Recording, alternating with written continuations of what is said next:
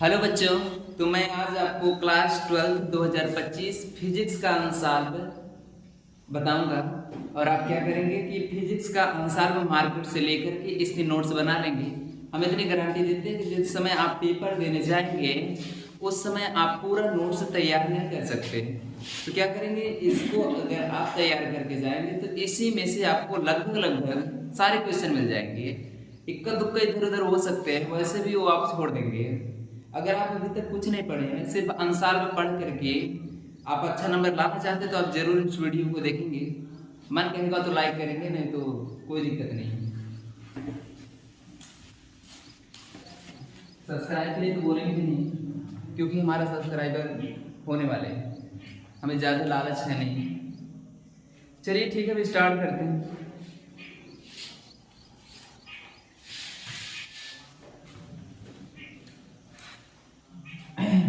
ये model paper है 2025 का मॉडल पेपर। बेटा कोई बात नहीं करेगा, वीडियो घुमा देंगे, इसका मुंह घुमा देंगे और हम देख लेंगे और तुम्हारे घर वालों को भी दिखा देंगे। जब पढ़ाते हैं तो कैसे बात करता है।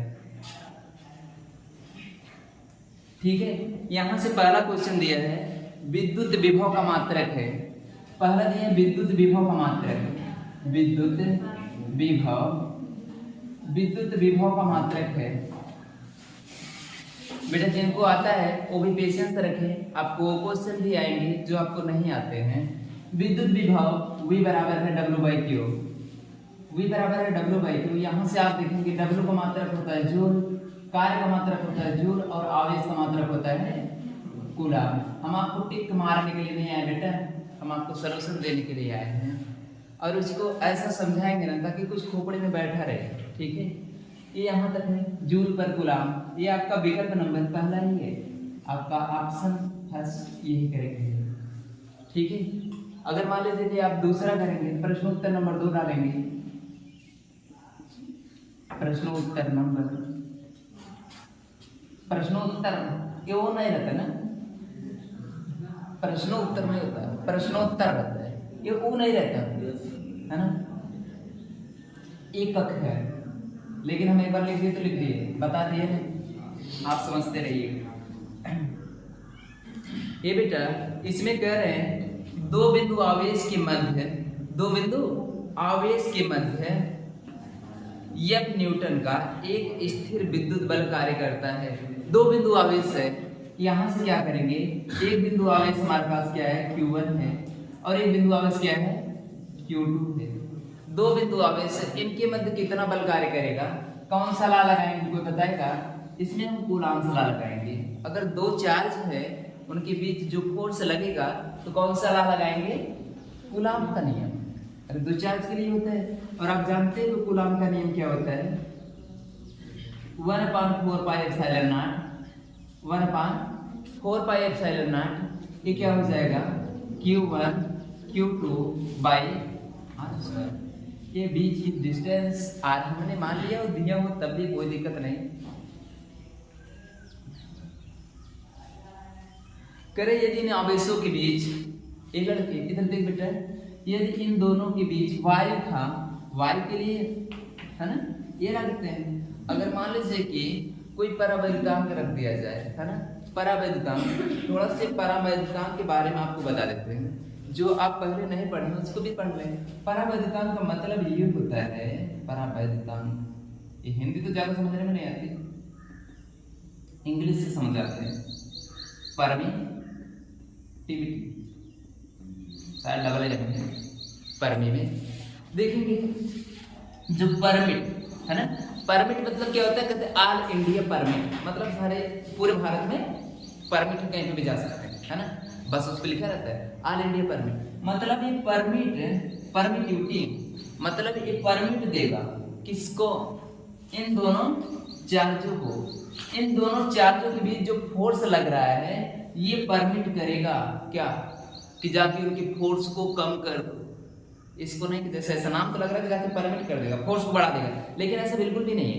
ये परमिटिविटी जो परावैद्युतांक है, मतलब जैसे एक लोग यहाँ पे खड़े हैं, एक लोग यहाँ पे खड़े हैं, है ना, मान लीजिए कि एक गाय है, वो क्या है, घास है ना। दूसरा एग्जाम्पल दे सकते हैं लेकिन नहीं देंगे। एक गाय है, एक घास है, ठीक है। गाय देखेगी, घास को लपकेगी। मान लीजिए कि ये मेरे खेत है, वो भी गोभी का। किसका खेत है? गोभी का। और गाय है चल रही है, और यहाँ पे मैं खड़ा हूँ। गाय ललचाएगी लेकिन आ नहीं पाएगी। मैं कौन हूँ? पराबैद्युतांक। मैं कौन हूँ? पराबैद्युतांक। मैं इनकी फोर्स को कम कर दिया, है ना। फोर्स ऑफ अट्रैक्शन जो था मैंने कम कर दिया। अगर मैं न होता तो गैया जाके वो गोभी खा लेती। सही बात है ना, है ना। फोर्स ऑफ अट्रैक्शन ज्यादा हो जाता है। मतलब इससे सीधी सी सीधी बात ये है कि ये वाला फोर्स ज्यादा होगा, है ना, जब वायु रहेगा इधर से, जब वायु रहेगा। अब हम के पराबैद्युतांक रखते हैं, है ना। एक दूसरा मीडियम लिए और यही पे हम फिर से चित्र बना रहे हैं। वही दोनों अवेशवा हैं। एक एग्जाम्पल खोपड़े में और बहुत अच्छा गुज रहा है लेकिन नहीं बताएंगे, नहीं तो लोग की वैसे हो जाएगा। अब हमारे पास क्या है? कोई मीडियम गुज रहा है ना। क्या है? कोई मीडियम, ओ वाला फोर्स जब मीडियम रख दिया गया है, उसके अंदर कुछ रख दिया गया है। जब रख देंगे तो क्या होगा? तो यहाँ से हो जाएगा 1/4 पाई एप्सिलॉन नॉट इनटू के, है ना। हमने क्या रखे? ये फार्मूला पढ़ा है ना। 1/4 पाई एप्सिलॉन नॉट इनटू के, यहाँ से हो जाएगा Q1 Q2 बाई r²। एक बार सवाल पढ़ लेते हैं फिर से। यदि आवेशों को के पराबैद्युतांक माध्यम में रख दिया जाता है, ये बड़ा होगा। आवेश की दूरी सब उतना ही है, ठीक है। थोड़ा ये स्पष्ट लिखना चाहिए लेकिन उतना ऑलरेडी अंडरस्टूड है ना। दूरियां बढ़ाते घटाते तो बताते ना, नहीं तो सॉल्व ही नहीं हो पाएगा। समीकरण 1 में क्या करेंगे? 2 से भाग देंगे। समीकरण 1 में 2 से भाग देंगे। इधर देख बेटा, अगर इसमें हम भाग देंगे तो ये हमारा क्या आएगा? F अपान Fm, F अपान Fm। तो इसकी बात यहाँ से क्या आएगा? 1/4 pi epsilon not 1/4 pi epsilon not Q1 Q2 by r²। यहाँ से हो जाएगा 1/4 पाई एप्सिलॉन नॉट इनटू के। यहाँ से क्या होगा? Q1 Q2 by r²। ठीक है। पूछ क्या रहा है? रख दिया जाए तब यह बल होगा। मतलब पूछ रहे हैं, ये अपने आप से पूछ रहा है। कहा जब पराबैद्युतांक रख दिए कितना बल लगे, है ना। बल तभी लगेगा, है ना। गैया तब गोभिया के खाने की कोशिश करेगी, तनकी उधर चला जाए तो बताए, है ना। ठीक है। यहां से देखेंगे ये वाला तो पूरा कट जाएगा, क्योंकि संदेह है नहीं, है ना। अच्छा, ये वाला पूरा कट जाएगा। कुछ को संदेह है न, कहेंगे ऐसे ऐसे काट दिए। एप्सिलॉन नॉट का आकार छोड़, एक के का आकार छोड़ दिए। एक के वाला हमारा डायरेक्ट चल जाएगा ऊपर, है ना। इतना मैथमेटिक्स जिनको नहीं आती, जैसे ऐसे रहता है ना 2/3 3/4 ऐसे रहता, तो ऊपर वाला ऊपर जाता, बीच वाला बीच में, है ना। कहो तो वैसे लेके चले तब भी कटेगा, और बहुविकल्प भी है। इतना भी समझाना क्या है। लेकिन भगवान तो नहीं, अंतर्यामी है आप लोग। हम की को ऊपर लेके जाएंगे। F अपान Fm बाई बराबर की हो जाएगा। किसका मान पूछ रहा है आपसे?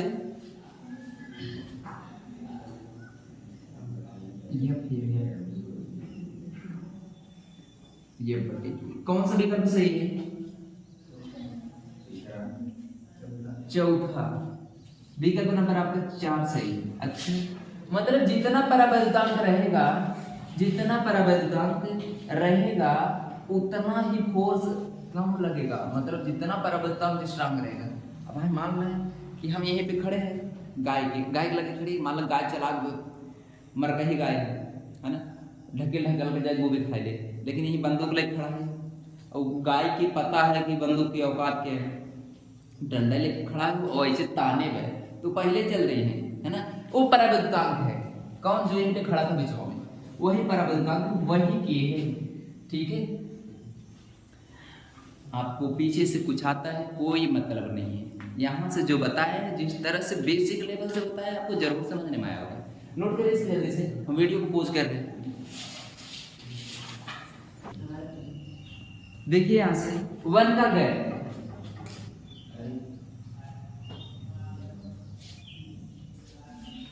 देखेंगे यहाँ से 1 का गैप, आर का मान कितना दिया है, आर का मान इसमें 10 ओम दिया है।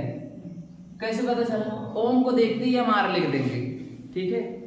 10 हेनरी, हेनरी को देख करके हम क्या लिख देंगे, यल बराबर है हमारे पास 10 हेनरी, ठीक है। यल का मान हमारे पास 10 हेनरी, वी का मान है 50 वोल्ट, वी का मान है 50 वोल्ट। इतना तक सही है। कह रहे हैं कि इसने संचित ऊर्जा ज्ञात कीजिए, संचित ऊर्जा। अब हम आपको संचित ऊर्जा का फार्मूला बता रहे हैं। जो संचित ऊर्जा है, संचित ऊर्जा यहां से U इक्वल टू होगा 1/2 Li²। यहां से 1/2, L का मान कितना है 10, I का मान कितना है, I का मान है, I का मान नहीं दिया है, I इक्वल टू तब V/R, V का मान 50 है। इधर से लड़के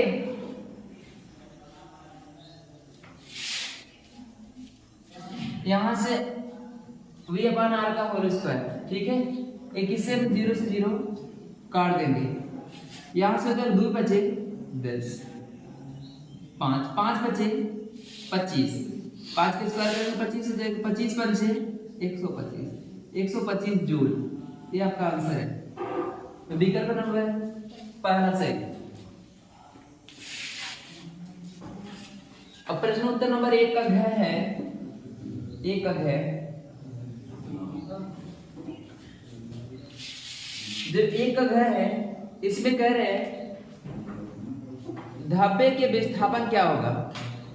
धब्बे का विस्थापन, धब्बे का विस्थापन D इक्वल टू है T कोष्टक में 1 - 1/n, जिसमें आपसे पूछ रहे हैं, कह रहे धब्बे के ऊपर T का मान दिया है 6 सेंटीमीटर। ये लड़के क्या बोल रहे हो, सवाल लगाना तो लगाओ, क्या सवाल कर रहे हो। T का मान है आपका 6 सेंटीमीटर, 1 - 1/n, N का मान इसमें दिया है 1.5, N का मान दिया 1.5। अंशाल बिना लिए समझने में नहीं आएगा, अंशाल तो भी खरीदना पड़ेगा, ठीक है। 6 यहां से हो जाएगा, उसको 10 हम कर देते ऊपर, यहां से दशमलव हटाएंगे 1 - 10/15। और हम ये भी तो कहते कि अंशाल की क्लास होगी हर 100 मार्क की, केवल आज थोड़ी ना चला रहे। यहां से कितना हो जाएगा 6, ऊपर हमारा 5 आएगा 15, 5 3 15, 3 दूनी 6, D बराबर आपका आ जाएगा 2 सेंटीमीटर, ठीक है। ये दोनों नोट करिए, इसके बाद थ्योरेटिकल है।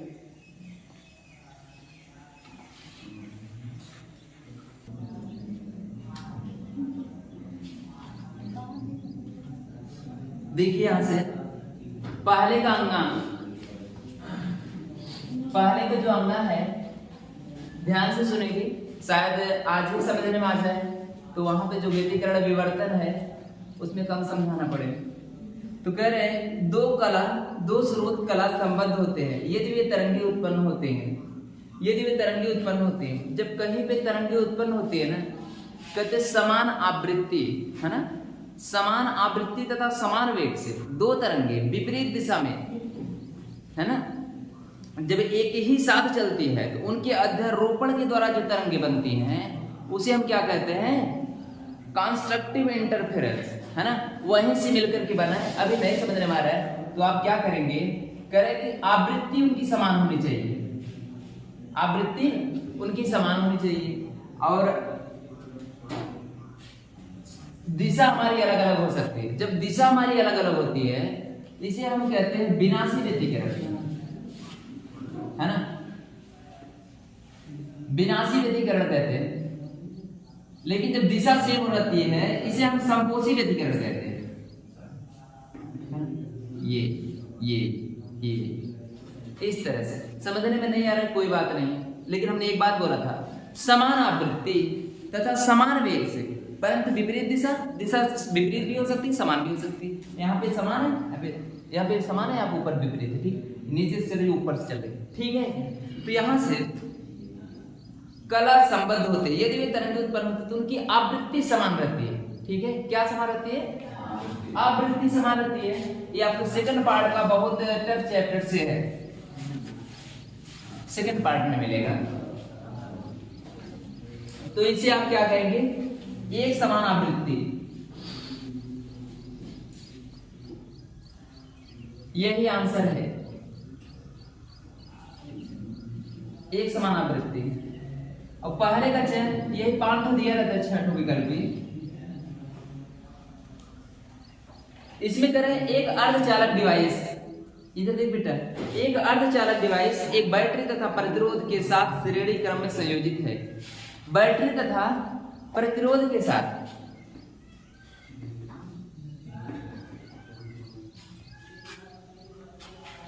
बैटरी तथा प्रतिरोध के साथ, अभी तक मैं श्रेणी क्रम इसको जोड़ दिया हूं, कहीं ऊपर नीचे तो समांतर में हो गया। धारा नहीं बदलनी चाहिए, धारा बदलेगी तो समांतर क्रम में होगा। श्रेणी क्रम परिपथ है, तो परिपथ में धारा प्राप्त होती है। ये बैटरी की ध्रुवता उलट दी जाए तो धारा का मान लगभग 0 हो जाती है। ऐसी युक्ति हो सकती है।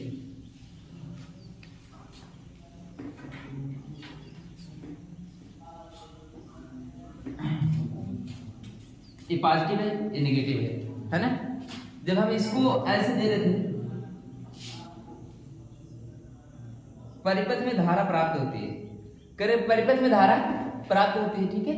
जब यहां से बैटरी लगाए हैं तो प्लस से जाएगी तो परिपथ से धारा मिलेगी।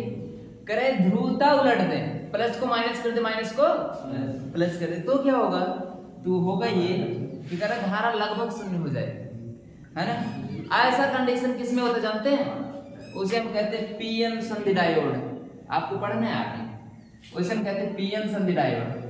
पीएन संधि डायोड किसे कहते हैं? जब एक पी प्रकार का सेमीकंडक्टर, एक पी प्रकार का अर्धचालक, एक एन प्रकार के अर्धचालक आपस में जुड़ते हैं तो हमारा पीएन संधि डायोड बनता है, पीएन संधि डायोड बनता है, ठीक है। इसको बहुत बेसिक से बहुत एक्सप्लेन करेंगे, 1 घंटे का लेक्चर लेंगे वाली पीएन संधि डायोड।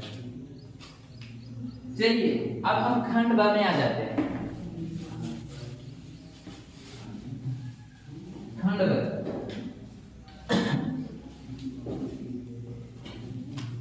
जो खंड ब है, खंड ब, इसमें से आप कह रहे हैं विद्युत चुंबकीय तरंगों में, विद्युत चुंबकीय तरंगों में चुंबकीय ऊर्जा घनत्व का सूत्र लिखिए। विद्युत चुंबकीय तरंगों में, विद्युत चुंबकीय तरंगों में, विद्युत चुंबकीय तरंगों में, तरंगों में ऊर्जा घनत्व, इसको याद करना पड़ेगा, सूत्र है तो इसको तैयार ही करना पड़ेगा।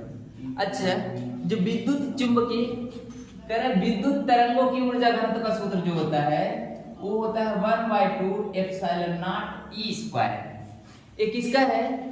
विद्युत तरंगों में ऊर्जा घनत्व का सूत्र। ये विद्युत चुंबकीय दोनों बोल रहा है तो हमें चुंबकीय वाला भी लिखना होगा। 1/2 क्या होगा? Mu not be square. ये आप आंसर लिख लेंगे। नीचे से थोड़ा सा फार्मूला पूछा है, फार्मूला का नॉलेज आपको होना चाहिए पूरी तरह से।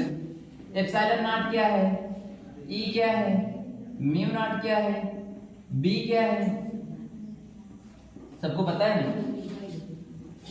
निर्वात की विद्युतशीलता, निर्वात की विद्युतशीलता, विद्युत क्षेत्र है, ये विद्युत क्षेत्र है। निर्वात की चुंबकशीलता है, निर्वात की चुंबकशीलता, वीडियो आ रही है बेटा, बहुत अच्छा वीडियो बनाने के चक्कर में ना वीडियो बना नहीं पा रहे थे। अब जो हम हैं उसमें थोड़े ना बदल जाएंगे, है ना, वो वही रहेंगे। अगर सोचे कि बहुत दिन बाद ये वीडियो को बनाते बनाते ही और ज़्यादा निखार आना होगा तो आएगा। अगर हम सोचे कि वहाँ से आए पर्सनल वीडियो बनाने को हो ही नहीं सकता। 2 साल बीत गए, ठीक है, हो ही नहीं पा रहा था कुछ। ठीक है, बी का मान क्या है? अरे ना,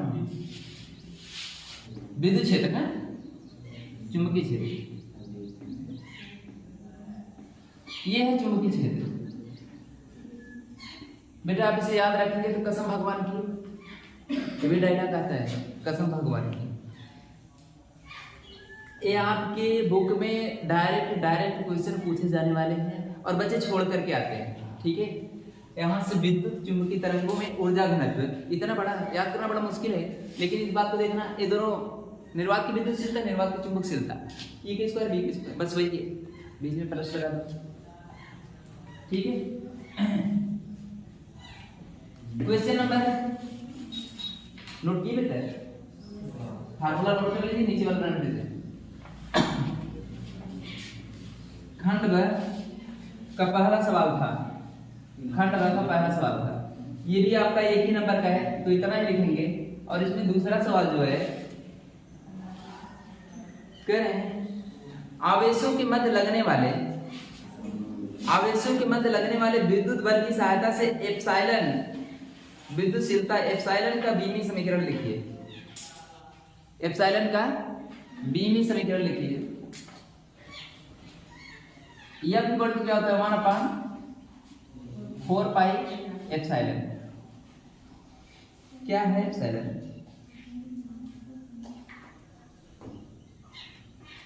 विद्युतशीलता epsilon Q1 Q2 by R square. निर्वात की हो चाहे किसी की भी हो, सबकी सेम रहेगी, ठीक है। तो आप इसी का निकाल लेंगे, तो इसको हम यहां पे कर देंगे। ये हमारा हो जाएगा epsilon not 1/f Q1 Q2 by R square. Epsilon not निकालना है, Q का क्या होता है? 80, 2 ठो स्क्वायर लगा देंगे। ये आपका क्या होता है? m/2। बेटा आप लोग याद रखेंगे, है ना, ना कितना करे जाएंगे, उसे 3 घंटे 15 मिनट में तो कर ले जाएंगे। हम लोग कंपटीशन के जैसा थोड़ी ना है ना, 15 सेकंड 30 सेकंड, है ना। मैथ के सवाल अगर वो रटन न रहना तो हिलेगा नहीं। प्रश्न क्या कहेगा पहले से पता रहता है, इतना तैयारी होनी चाहिए। प्रश्न क्या कहेगा पहले से पता रहे, और डाटा बस देखा जाता है ना।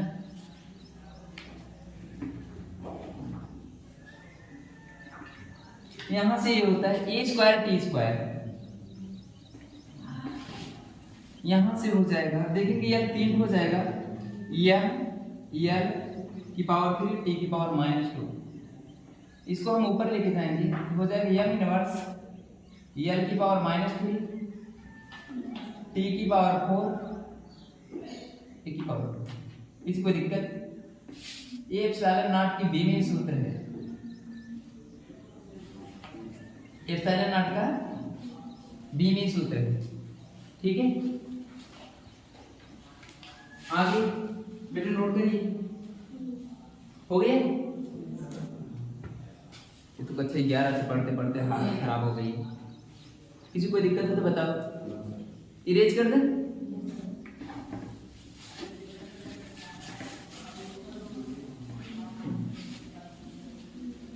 अगले सोमवार को हम फिर मिलेंगे, है ना।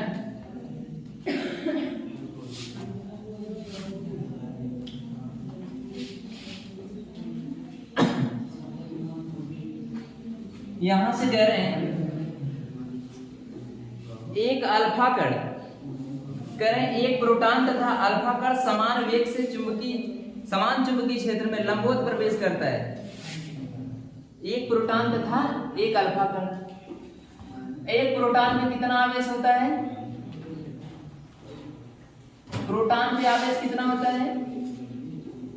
अगर मान लीजिए कि E है तो अल्फा कण पे आवेश कितना होगा? 2E, ठीक है। अगर मैं मान लीजिए द्रव्यमान मान रहा हूं प्रोटॉन का यम, ठीक है, कांस्टेंट वैल्यू भी हमको याद है, लेकिन उससे लगाएंगे तो बहुत बड़ा हो जाएगा। अगर यहां से यम अल्फा करेंगे तो ये 4m के बराबर होता है। अगली बार जब मैं डाटा से पुट किया था, इसको लगाते समय जब डाटा पुट कराया था तो 1/2 आया था ना, आज भी 1/2 ही आएगा, ठीक है। लेकिन ये थोड़ा से इजी वे में बता रहे हैं, वहां डाटा पुट करके बताए थे। तो क्या पूछ रहे हैं आपसे,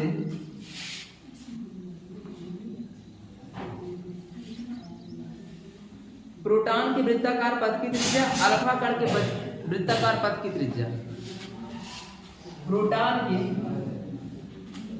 और अल्फा कण की त्रिज्या। ये बेटा यहां से देखिए, आप जानते हैं फार्मूला R इक्वल टू क्या होता है, mv अपान qv, ये बताए थे ना। तो पहले R mv mp बटे v तो दोनों में सेम है, q p b भी दोनों में सेम है, नीचे से हो जाएगा m अल्फा b v तो सेम है, q अल्फा b भी सेम है। ये देखेंगे v से b कट जाएगा, b से b कट जाएगा, rp अपान r alpha mp into q alpha, mp into q alpha. बेटा आवाज आ रही है, qp इंटू m अल्फा, इतना तक सही है। वैल्यू पुट कर दीजिए, ये थोड़ा इजी है। mp प्रोटॉन का द्रव्यमान कितना है, अल्फा कण का आवेश कितना है 2e, प्रोटॉन का आवेश e, अल्फा कण का द्रव्यमान 4m, e से e कट गया, m से m कट गया, 2 दूनी 4, rp अपान r alpha, rp ratio r alpha जो आएगा 1:2 आएगा, ठीक है। देखो नीचे दिख रहा है कि नहीं, अभी पूरा पूरा दिख रहा है, नोट कर बेटा जल्दी से, इसको तो जरूर तैयार करके जाना है ना। इसमें कुछ दिया भी नहीं है, सब कांस्टेंट वैल्यू है। अगर जो हमारी तरह रहते हैं वो याद किए रहते हैं, ई का मान कितना होता है 1.6 × 10⁻⁹, वो बेवकूफी हो जाएगी, है ना। डाटा पुट करके लगाओगे तब भी आएगा, है ना, लेकिन थोड़ा ऐसे असम्पशन की तरह ठीक रहेगा। अल्फा जो द्रव्यमान होता है, प्रोटॉन का द्रव्यमान को 4 गुना होता है, ये थोड़ा सा याद रखना है। और जो प्रोटॉन का आवेश होता है वो अल्फा कण के आवेश का आधा होता है, मतलब अल्फा कण वाला दुगना होता है, ठीक है। इरेज करें बेटा, नोट करें जल्दी, वीडियो पॉज कर दे रहे।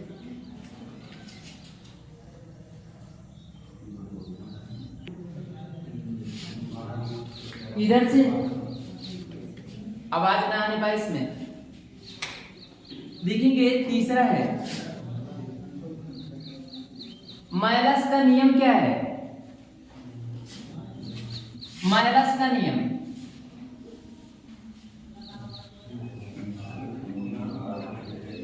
माइलस का नियम, माइलस का नियम इसमें है कि जो I है ये डायरेक्टली प्रोपोर्शनल है I0 के, I0 स्क्वायर के, है ना। और जो है I ये डायरेक्टली प्रोपोर्शनल है cos स्क्वायर थीटा, है ना। दोनों प्रोपोर्शनलिटी को हटाते हैं, दोनों को मिलाएंगे तो क्या हो जाएगा I0 cos स्क्वायर थीटा। जब यहां से I हटाएंगे, प्रोपोर्शनलिटी हटाएंगे तो कांस्टेंट लगाएंगे, I0 cos स्क्वायर थीटा। यहां से क्या करेंगे, k की वैल्यू कितना ले लेंगे 1, k की वैल्यू जब 1 ले लेंगे I इक्वल टू हो जाएगा I0 cos स्क्वायर थीटा।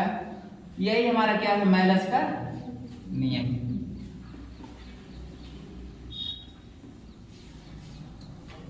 यही हमारा माइनस का नियम है,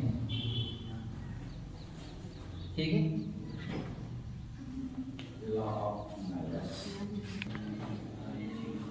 ये तो हिलने लगता है जब इसको हम ऑन करते हैं। देखते हैं यहां से, देखिए ये जो आई नॉट है ध्रुवित प्रकाश की तीव्रता है, जो थीटा है ध्रुवक ध्रुवक व विश्लेषक के अक्ष के बीच बना कोण। ये जो I = I not cos square theta, एक नंबर में इससे ज्यादा नहीं लिखना है, ठीक है। ये सब किसमें है? ये ध्रुवण में है, पोलराइजेशन ऑफ लाइट। अभी आप व्यतिकरण पढ़ेंगे, विवर्तन पढ़ेंगे, फिर ध्रुवण आएगा, है ना, चौथे चैप्टर में लगभग मिलेगा।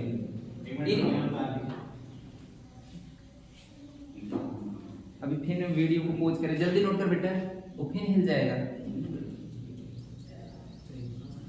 नोट करें, जल्दी नोट करें।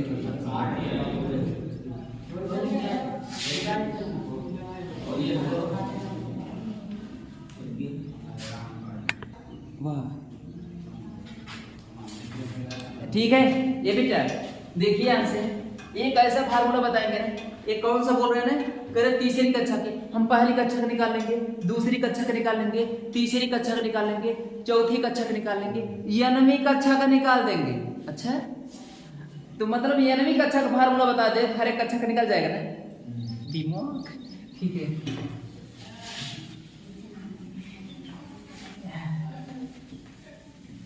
लो वो वीडियो में भी चला गया।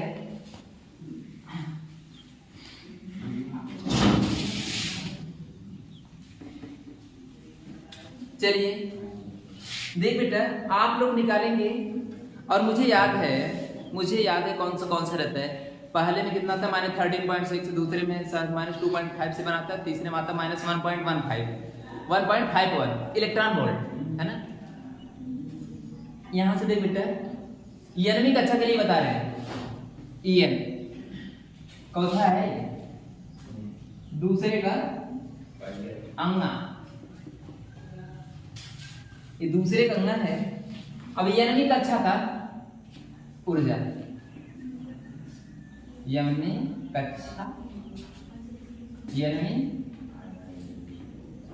कक्षा की ऊर्जा।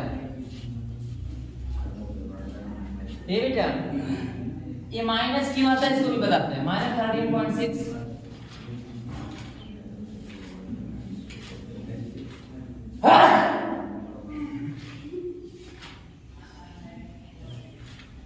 अब बेटा छींक तो आ ही सकती है।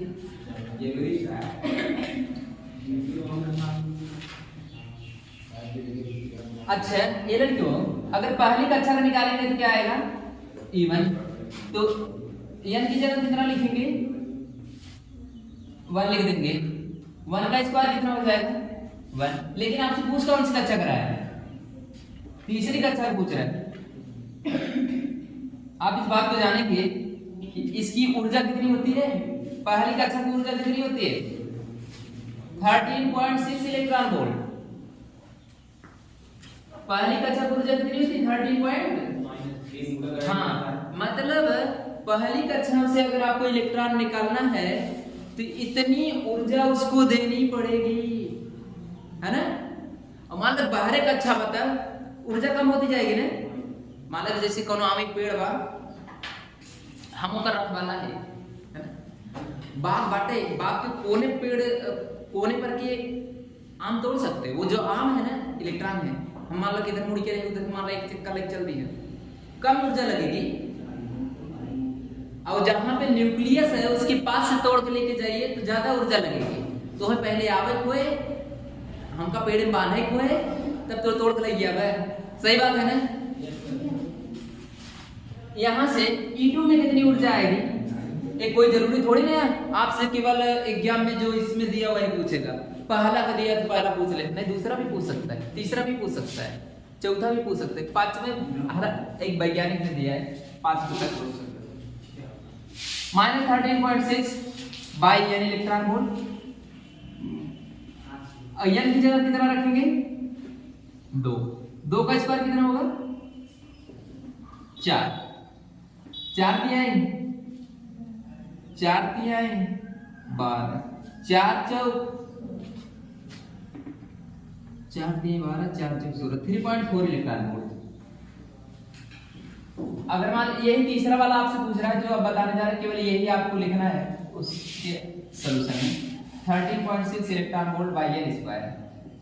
यहां से हो जाएगा 13.6, 3 रखेंगे, 3 त्रिका 9, 9 1 9, 9 1 9 है ना, 9 1 9 हो जाए कितना 46, 9 बचे 45, बचेगा कितना 1, हो जाएगा 10, 9 1 9, मैंने बताया था -1.51 इलेक्ट्रॉन वोल्ट इतना आएगा। अब चौथा बचवा इसी तरह से निकाल लेंगे बेटा। एक हम गए थे तैयारी करने IIT की, तो उसमें एक टीचर थे, सब कुछ तो इंग्लिश में बोल रहे थे, जब काटने की पारी आई तो बोल रहे 36, तो मुझे पता चल गया कि मेहनत करके ही आगे आए हैं, ठीक है।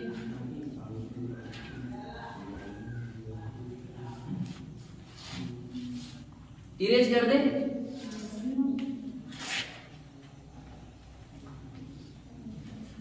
जल्दी नोट कर बेटा।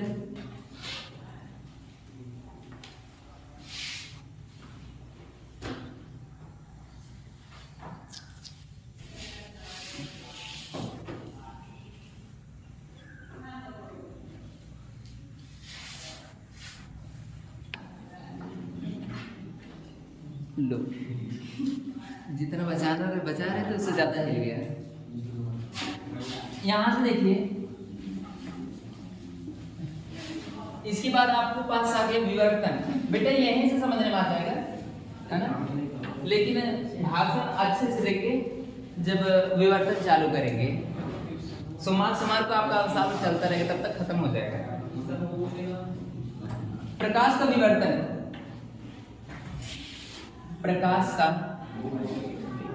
बेटा बात नहीं करेंगे, विवर्तन इक्वेशन नंबर है दूसरे का चेक। यहां से देखेंगे जब प्रकाश की किरण, यहां से देख बेटा, समझने की थोड़ी सी कोशिश करेंगे। देखेंगे जैसे अगर मेरे पास कोई टार्च है, यहां से कोई भी एक होल है, ये दीवार है, ठीक है, ये दीवार है। जब हम टार्च को बारते हैं, है ना, जब टार्च को बारते हैं, है ना, तो क्या हो जाता है, जो प्रकाश होता है इसके किनारों से टकरा करके, देखेंगे जैसे लाइटिया है यहाँ, इधर लाइटिया टर्चवा है ना, टर्चवा का मुहा जितना रहता है उससे ज्यादा फोकस लेके अजोर देता है ना, फैला रहता है। तो क्या कहते हैं, जो प्रकाश है, जो तीक्ष्ण अवरोध है ना, कोनों या तीक्ष्ण अवरोधों से जब टकराती है, टकरा करके उस पार जाकर के फैलती है, वही जो होता है ना, वही हमारा विवर्तन है ना। जैसे मान लीजिए कि मैं बोल रहा हूं इधर, है ना, आगे सामने दीवार है, मैं बोला आगे सामने दीवार है ना, आगे सामने दीवार है, मतलब दोनों बात एक ही है, ठीक है। सामने दीवार है, मैंने बोला, तो आवाज इस बार कैसे गई, आवाज कैसे चल रही है, या तो ट्रांसवर्स, है ना, या तो लॉन्गिट्यूडिनल वे में जाएगी आगे। यहां से जब वो आगे जा रही है, कुछ तो ऊपर से जाके कुछ ऐसे भी जाती है, कुछ जो वहां तीक्ष्ण अवरोध से टकराती है ना, तो वहां से भी मुड़ करके वो उस पार निकल जाती है। इसी घटना को क्या कहते हैं, प्रकाश का विवर्तन कहते हैं। अगर इसका हम फिगर बनाएं तो जैसे मान लीजिए कि यहाँ से अगर कोई प्रकाश की किरण जा रही है, एक को सीधी चली जाएगी, अगर एक को यहाँ से जब टकराती है ना, थोड़ी बहुत ऐसे ये फैलती है। जो ये इतना फैलाव हुआ ना, इतना ही तो जगह था जाने के लिए, है ना, इतना ही जगह था, जो इतना ज्यादा फैला है ना, वही हमारा विवर्तन है, ठीक है। इसको लिखेंगे,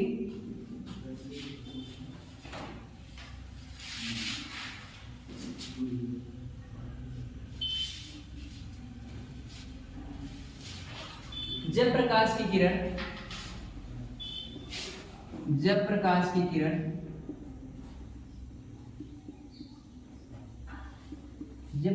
किरण किसी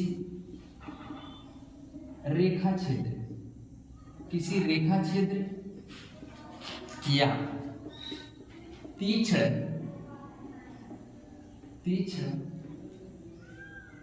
अवरोध पर पड़ती है, तीक्ष्ण अवरोध से टकराती है, अवरोध से टकराती है, तो वह आंशिक रूप से मुड़ जाती है।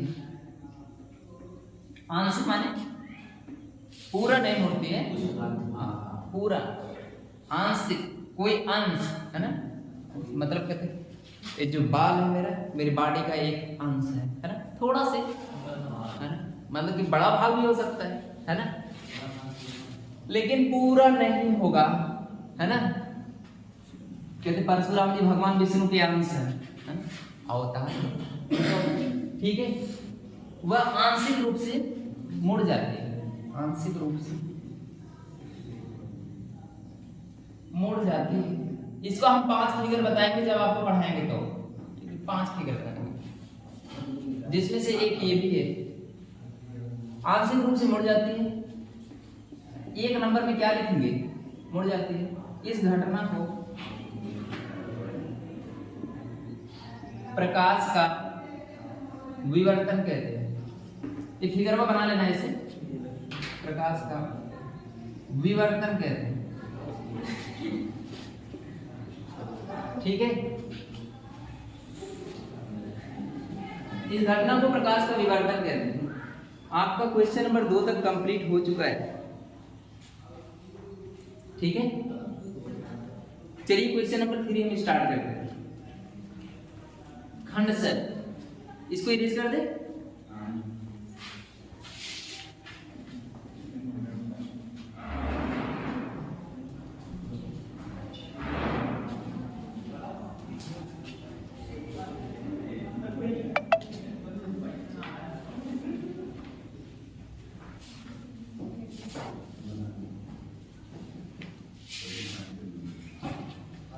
ये वाला हमारा क्या है, रेखा क्षेत्र है ना।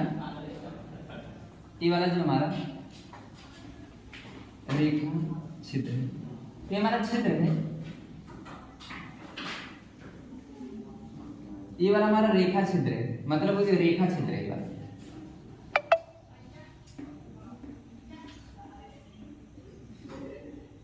और जो ऐसे ऐसे बनता है ना, इसको हम तरंगाग्र कहते हैं।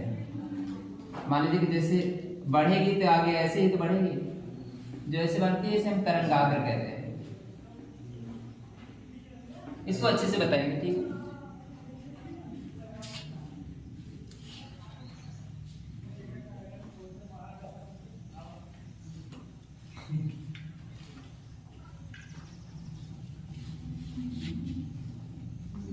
इरेज करें।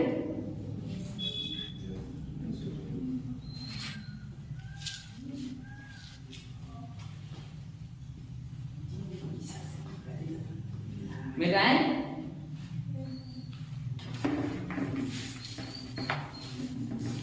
खंड से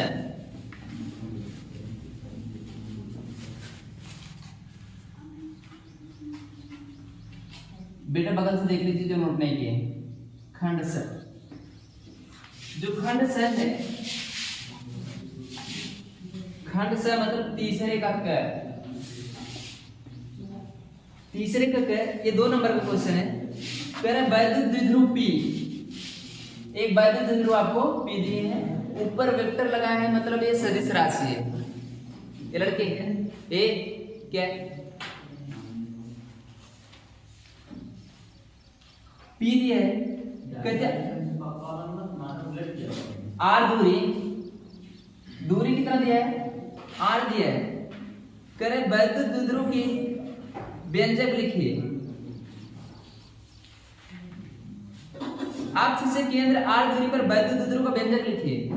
मतलब अक्षीय स्थिति में वैद्युत द्विध्रुव का व्यंजक पूछ रहा है, वैद्युत विभव का। तो V बराबर कितना होता है, KP बाई R स्क्वायर, है ना। K का मान कितना होता है,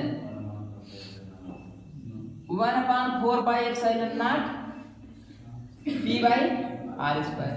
इसका चित्र देखेंगे कैसे रहेगा, नेगेटिव टू पॉजिटिव रहता है ना। मान लीजिए कैसे है, इसकी केंद्र है O, इससे कोई डिस्टेंस r है, केंद्र से r डिस्टेंस पे कोई बिंदु P था, है ना।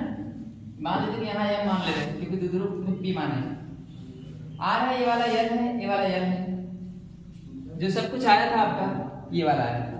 अब इसको कह रहे हैं कि जो बिंदु है,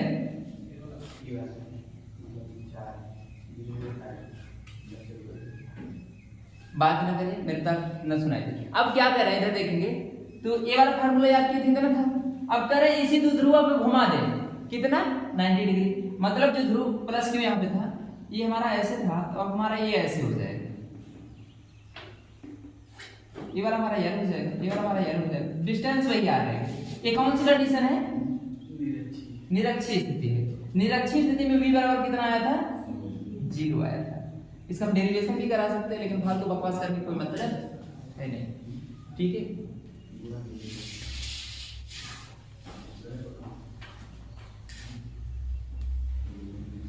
तीसरे का खैर ये बेटा,